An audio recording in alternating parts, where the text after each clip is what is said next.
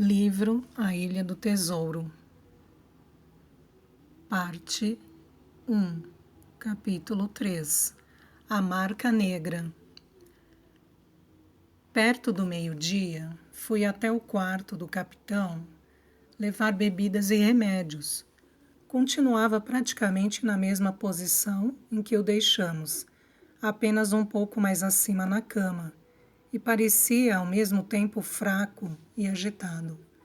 Jim, você é o único aqui que vale alguma coisa e sabe que sempre te tratei bem, me disse. Nunca deixei de te dar suas moedas. E agora, olha só, companheiro, estou à deriva, abandonado por todos. Jim, você me traz um tiquinho de rum, amigão? Mas o doutor... Comecei. Seus xingamentos em uma voz débil, mas feroz, me interromperam. Médicos são os imprestáveis. E aquele doutorzinho, então, o que ele sabe sobre os homens do mar? Já estive em lugares quentes, como um poço de piche, e vi companheiros caindo aos montes por causa da malária. Vi a terra se sacudir com um terremoto, como se estivesse passando por uma tormenta. O que aquele médico de Araque sabe de lugares assim? Eu sempre vivi à base de rum. Sempre foi meu pão com manteiga, meu amigo e minha mulher. Se eu não puder tomar meu rum agora, logo vou morrer na praia igual um náufrago. Desgraçado. E a culpa vai ser sua, Jim. Sua e daquele doutorzinho inútil. E continuou com suas lamúrias e pragas. Olha só, Jim, como minhas mãos tremem, dizia agora em tom de súplica. Não consigo parar. Não tomei nem uma gota o dia inteirinho. Aquele doutor é um idiota, me ouça. Se eu não tomar um pouco de rum, Jim, vou começar a delirar. Já comecei a ver fantasmas. Vi o velho Flint, aquele canto atrás de você. Vi ele direitinho. Já vi muita coisa ruim, Jim. Se eu começar a delirar, vou dar trabalho.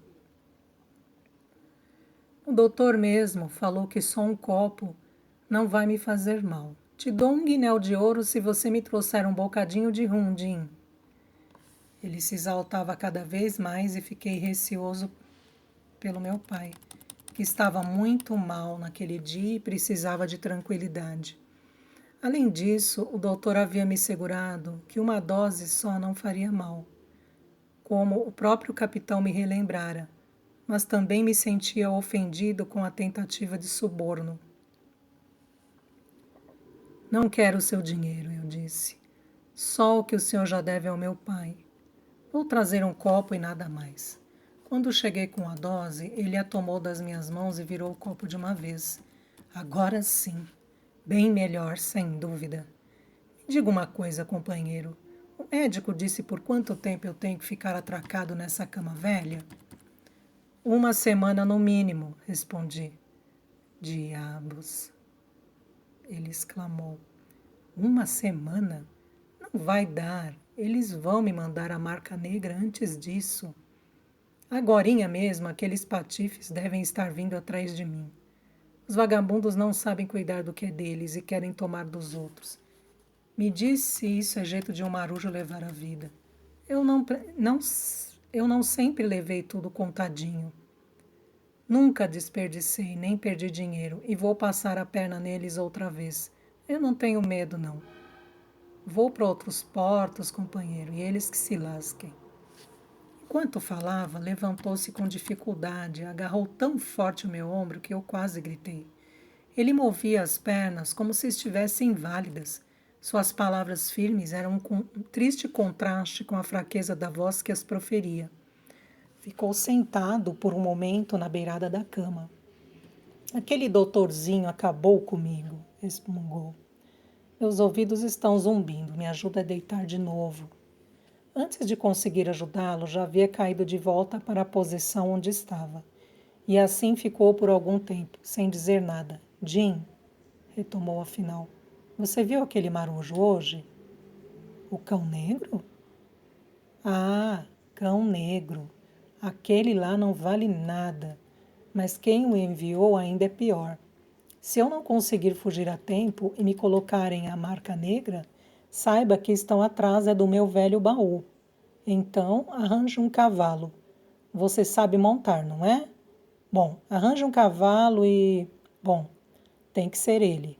Vá falar com aquele médico imprestável e diga para ele reunir todo mundo, juízes e toda essa corja, para que venham para cá prender todos eles, aqui na Almirante Benbow. São a velha tripulação do Capitão Flint. Todos eles, pelo menos os que sobraram. Eu fui o imediato do Flint. Fui, sim. Eu sou o único que sabe onde fica o lugar. Ele me entregou em Savannah, quando estava à beira da morte, do mesmo jeito que eu estou agora, entende? Mas só abra a boca se eles vierem me colocar marca negra, ou se avistar o cão negro de novo, ou o marujo de uma perna só, principalmente ele. Mas o que é essa marca negra, capitão? Eu perguntei. É um aviso, companheiro. Se eles me marcarem, eu te digo. Fique de olho bem aberto, Jim, e eu divido minha parte com você, juro pela minha honra. Divagou um pouco mais, com a voz cada vez mais fraca. Quando lhe dei seu remédio, tomou como se fosse uma criança e fez ainda uma última observação. Se algum dia um marujo já precisou de remédio, esse marujo sou eu. Então, caiu em um sono pesado como um desmaio, e o deixei assim. Se as coisas tivessem continuado calmas, não sei o que eu teria feito.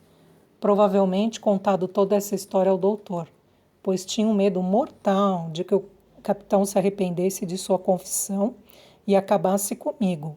Mas tudo tomou outro rumo quando meu pai morreu naquela mesma noite, o que fez todas as outras questões serem deixadas de lado.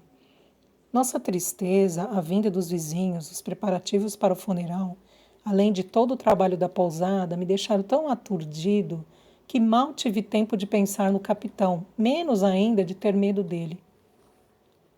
Na manhã seguinte, o capitão desceu até o salão e tomou seu café como de costume. Embora tenha comido menos e bebido mais do que sua dose habitual de rum, isso era certo, pois ele mesmo foi se servir no balcão, mal-humorado e bufando, sem que ninguém tivesse coragem de contrariá-lo. Na noite antes do enterro, já estava bêbado como sempre, e era ultrajante ouvir sua cantoria em meio ao luto da casa. No entanto, fraco como estava, todos temiam que caísse morto a qualquer momento. O doutor se ocupou com um paciente a alguns quilômetros de distância e não voltou mais à pousada depois da morte de meu pai. Como eu disse, o capitão estava fraco e parecia piorar cada vez mais. Subia e descia a escada aos tropeços e estava sempre na sala ou na copa. Às vezes, ele punha a cara para a rua, para sentir o cheiro do mar, apoiando-se nas paredes. Sua respiração pesada e ofegante, como se escalasse uma montanha. Não veio falar comigo diretamente e presumi que tinha se esquecido de suas confissões. Estava mais irritadiço e, dentro do que o seu estado permitia, mais violento. Passou a desembainhar sua espada quando bêbado e colocá-la à sua frente sobre a mesa onde se sentava. Apesar disso, já não incomodava tanto as pessoas e parecia perdido em seus próprios pensamentos e divagações. A certa altura, para nossa grande surpresa, mudou o seu repertório e cantou uma espécie de cantiga de amor, talvez aprendida quando jovem, antes de se lançar na vida de marinheiro. E assim as coisas se passaram, até o dia seguinte ao funeral. Por volta das 3 horas de uma tarde triste, gelada e nevoenta, eu estava parado à porta, perdido em meio pesar por meu pai, quando vi uma figura se aproximar pela estrada. Tratava-se nitidamente de um homem cego, pois andava tateando o caminho com a sua bengala. Usava uma venda esverdeada sobre os olhos e nariz. Era corcunda, como se fosse velho ou doente, e usava uma capa de marinheiro com capuz que deformavam a sua figura. Eu nunca tinha visto alguém mais aterrorizante. Parou a pouca distância da pousada e gritou seu estranho bordão para o nada. Quem pode dizer a um pobre cego que perdeu a visão defendendo a pátria-mãe, querida Inglaterra, salve o rei George? Onde ou em que parte do país ele se encontra agora? O senhor está na pousada Almirante Benbow, meu senhor, respondi. ouço a voz de um jovem, disse ele. Pode me dar sua mão, meu bom rapaz, e me guiar para dentro? Estendi minha mão, e aquela criatura desprezível e dissimulada a agarrou subitamente com muita força. Meu susto foi tão grande que tentei me desvencilhar, mas com um movimento do braço, o cego me puxou para mais próximo dele. Agora, rapaz, me leve até o capitão. Não posso fazer isso, senhor. Ah, é assim? Sorriu debochado. Me leve agora ou quebro o seu braço. E torceu meu braço tão forte que me fez gritar. Senhor, é para o seu próprio bem. O capitão não é mais o mesmo. Está sempre sentado com sua espada desembainhada à sua frente. Um outro, senhor. Vamos lá andando, me interrompeu, com a voz mais aterrorizante, fria e cruel que eu já ouvi na vida. Aquilo me intimidou mais do que a dor, e cedi imediatamente, levando-o pela porta até o salão onde nosso velho e doente marujo estava, embriagado de um. O cego se agarrou a mim firmemente e se apoiou sobre meu corpo de uma forma que eu mal podia suportar. Me leva direto para ele e, quando o encontrar, diga: tem um amigo seu aqui, Bill. Se não fizer isso, você leva um desses. E torceu meu braço de novo, com tanta força que pensei que fosse desmaiar. O terror pelo cego maltrapilho me fez esquecer meu medo do capitão. Abri a porta do salão e, com minha voz trêmula, repeti suas palavras. Assim que o capitão nos viu, ficou completamente sóbrio. Sua expressão não foi de espanto, mas de alguém acometido por um mal súbito. Fez um movimento para se levantar, mas acredito que não lhe restavam forças para tanto. Fique quietinho aí, Bill, disse o maltrapilho. Posso ser cego, mas consigo ouvir até um dedo se mexendo. O dever em primeiro lugar. Levante sua mão esquerda. Rapaz, pegue o braço dele e traga aqui para a minha direita. Obedecemos à risca e vi o cego passar algo para a mão do capitão, que se fechou instantaneamente. Pronto, está feito, disse o sujeito, me soltando bruscamente. Com extrema destreza e agilidade, saiu do salão e ganhou a estrada. Eu, ainda paralisado, ouvi o toque-toque da sua bengala se distanciar. Só depois de algum tempo, eu e o capitão nos recompusemos. Por fim, soltei seu pulso. Ele olhava atentamente a palma de sua mão. Virão às 10 horas, gritou. Tenho 6 horas. Dá tempo de pegá-los ainda. E com um salto se pôs em pé. Cambaleou tão logo se levantou.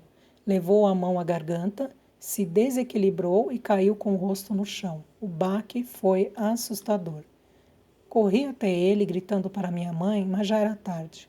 O capitão caiu fulminado por um derrame. É difícil explicar.